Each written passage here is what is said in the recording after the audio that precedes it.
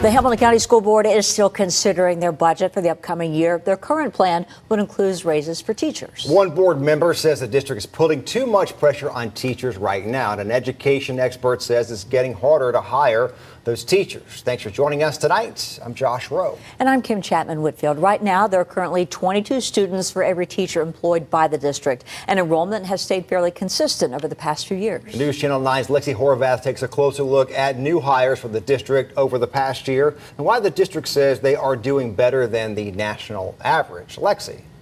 Josh, Kim, with new data showing where a priority of positions is being placed within the Hamilton County School District, I spoke with a Hamilton County former assistant principal about the differences in the teacher versus centralized positions and what he experienced during his 30 years in schools.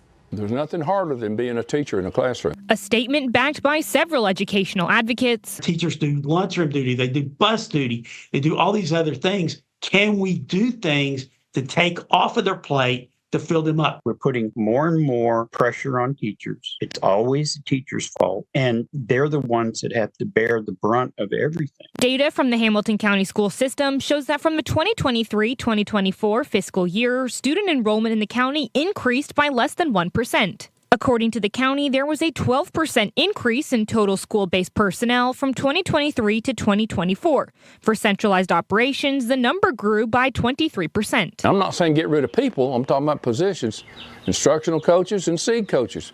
Put those people back in the classroom. Ernie McCarson is a retired assistant principal at Saudi Daisy High School. He spent more than 30 years in schools. What other positions do you think should be added?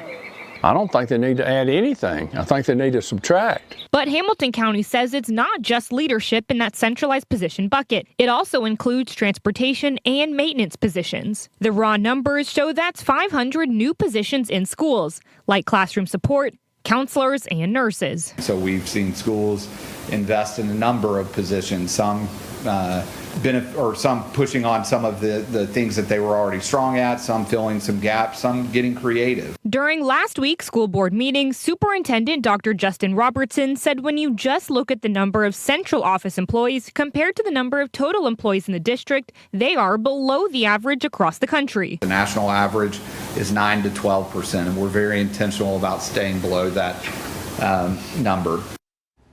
Since 2018, enrollment at Hamilton County schools has only gone up 3%, but enrollment has trended up since the pandemic. We appreciate you choosing News Channel 9 as your source for local news. For updates on this story and other breaking news events, be sure to hit that subscribe button and turn on notifications. News Channel 9, depend on us.